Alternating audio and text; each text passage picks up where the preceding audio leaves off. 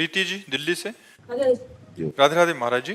गुरुदेव भगवान, मेरा प्रश्न है कि जन्मों जन्मों के पाप इस मनुष्य जन्म में कैसे खत्म होंगे? जैसे रुई का पहाड़ लगाओ, एक दिया सलाई लगा दो, पूरा भस्म हो जाएगा? नहीं हो जाएगा। तो ऐसे ही ये दिया सलाई केवल भगवान के पास है, हमारे पास नहीं है, आपके पास नहीं है। भगवान ने कहा सर्वधर्मान परित्यज्य मामेकम शरणम ब्रज अहम त्वाम सर्व पापेभ्यो मोक्षयिष्यामि मा शुचः। तू सब धर्म कर्म को मेरे समर्पित करके मेरी शरण में हो जा, मैं तेरे सारे पाप नष्ट कर दूंगा।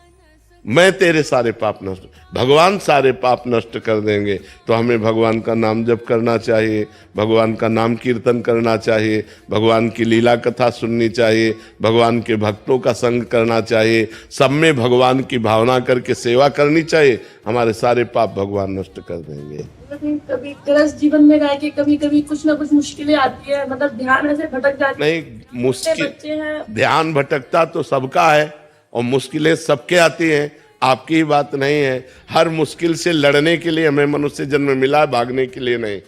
सबके पास मुश्किलें हैं, चाहे बाबा जी हो, चाहे गृहस्थ हो, चाहे जवान हो, चाहे बूढ़ा हो, चाहे स्त्री हो, चाहे पुरुष हो। कोई ऐसा नहीं जिसके जीवन में मुश्किलें ना हो। क्यों भाई, तुम मुश्किल रहित हो क्या? हम भी मुश्किल में है, तुम भी मुश्किल में हो, लेकिन हम मुस्कुराते हैं, तुम चिंता में हो। मुस्कुराहट बनी रहे मुश्किलों में, इसीलिए मनुष्य शरीर मिला है। और वो तभी हो सकता है जब भगवान से जुड़े हो। अगर भगवान से नहीं जुड़े तो आप मुस्कुरा नहीं सकते, पक्का समझो।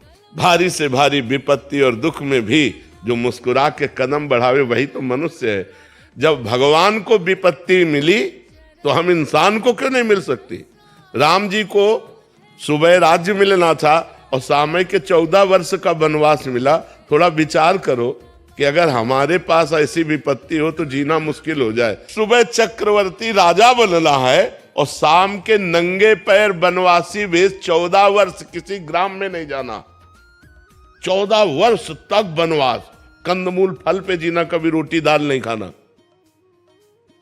तापस वेश विशेष उदासी 14 वर्ष राम वनवास। कितना बड़ा कष्ट भगवान को झेलना पड़ा।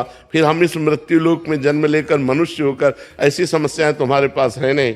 बहुत छोटी छोटी समस्याएं आती हैं, उन समस्याओं का समाधान हम विवेक के द्वारा कर सकते हैं, हम भजन के द्वारा कर सकते हैं। हर समस्या का समाधान भगवान है। अगर हम भगवान से जुड़े, भगवान का नाम जप करें तो हमारे अंदर ऐसी बुद्धि आएगी कि हम लड़ सकते हैं, हम जी सकते हैं, हम दुख में भी जी सकते हैं। तो यही कला आप भी सीख सकते हो। खूब नाम जप करो, भगवान से चित्त को जोड़ो। मरना तो है ही यार, एक दिन तो मरना ही है सबको। रो रो के क्या मरना है यार, आनंद पूर्वक। आज हमें दुख है तो मुस्कुरा के जीते, कल सुख आ जाएगा, अपने आप आ जाएगा। जैसे दिन है वैसे ही रात आई दुख, दिन आया सुख, ये एक क्रम चलता रहता है। दुख सदैव कोई दुखी नहीं रहता और सदैव कोई सुखी नहीं रहता। सब दिन होत ना एक समान, दिन बदलते रहते हैं। तो हमें चाहिए मुश्किलों में हम कमर कस ले कि अब मुश्किल आई है, अब मुझे भगवान का सहयोग लेकर इसे जीतना है, इससे हारना नहीं है। मनुष्य शरीर मिला है गलतियों को सुधारने के लिए और मुश्किलों को संभालने के लिए। हमारी जो मुश्किलें आए उनको हम विवेक के द्वारा संभालें, उनसे लड़ें, उस संघर्ष करें और संघर्ष में हम विजयी होंगे, क्योंकि भगवान का हम भजन करते हैं। और भगवान का भजन नहीं करते तब तो डूब जाओगे, फिर तो मुश्किलें चाट जाएंगी।